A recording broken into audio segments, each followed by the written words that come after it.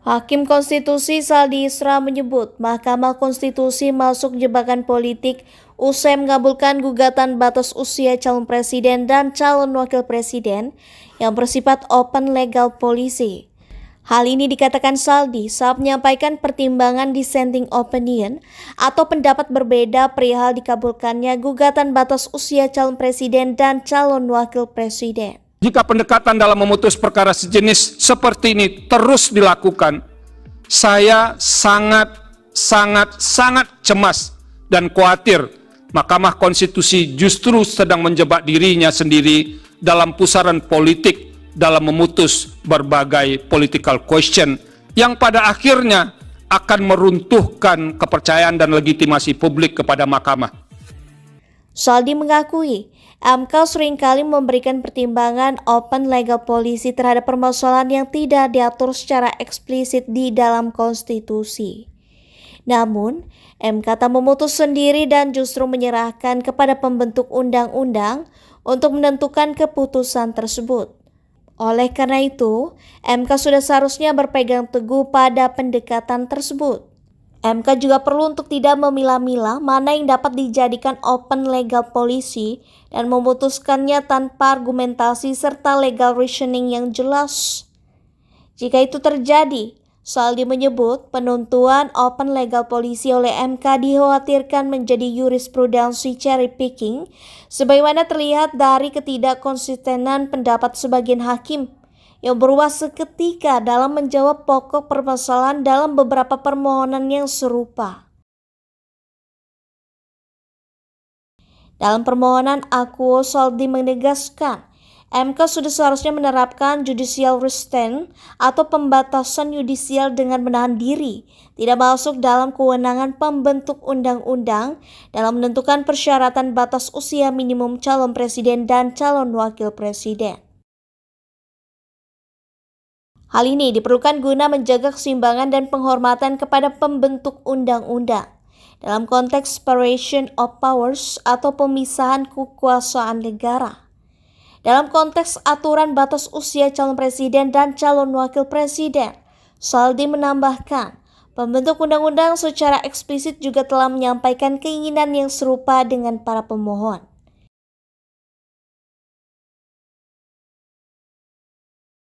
Dengan demikian, perubahan ataupun penambahan terhadap persyaratan bagi calon presiden dan wakil presiden tersebut sudah selayaknya dilakukan melalui mekanisme legislative review yang dimohonkan oleh para pemohon.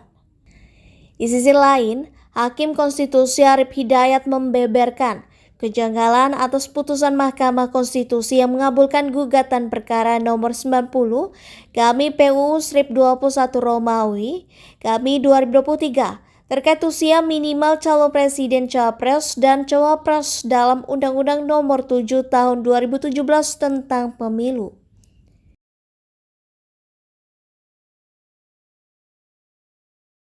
Menurut Arif, yang merasakan adanya kosmologi negatif dan keganjilan pada 5 perkara akuo yang ditangani MK soal batas usia capres dan cawapres.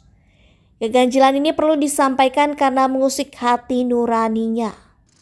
Dan keganjilan pada kelima perkara akuo yang perlu saya sampaikan karena hal ini mengusik hati nurani saya sebagai seorang hakim yang harus menunjukkan sikap penuh integritas, independen, imparsial, serta bebas dari intervensi politik manapun dan hanya berorientasi pada kepentingan bangsa dan negara Republik Indonesia yang berdasar pada ideologi Pancasila.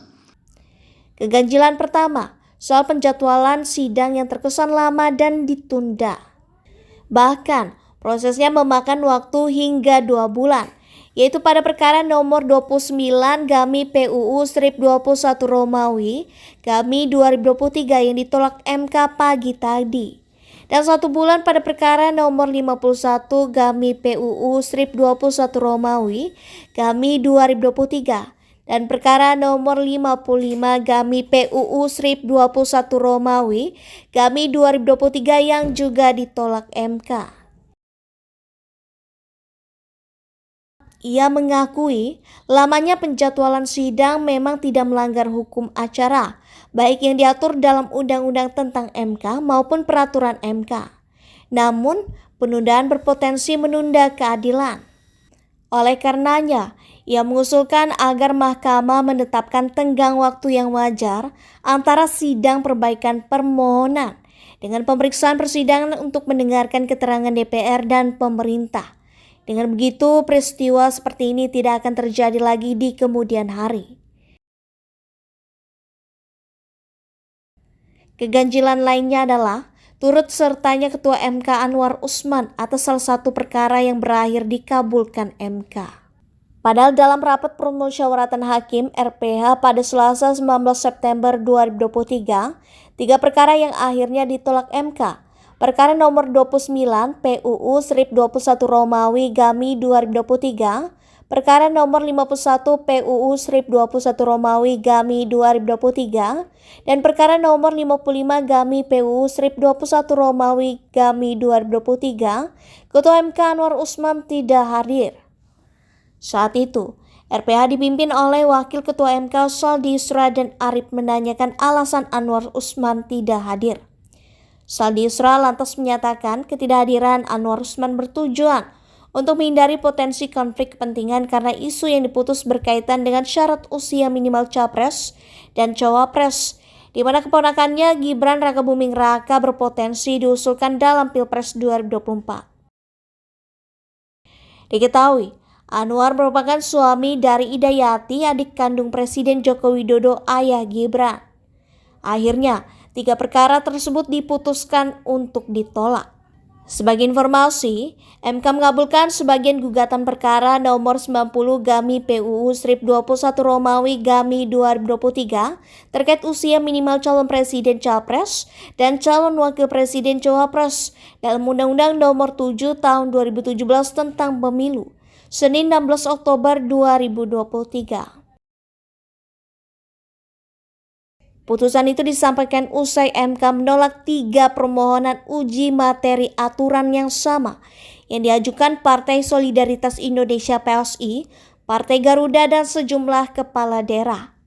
Alasannya, jika mereka mengabulkan gugatan uji materi untuk menurunkan syarat batas usia minimum capres dan cawapres menjadi 35 tahun, maka justru merupakan sebuah pelanggaran moral, ketidakadilan, dan diskriminasi.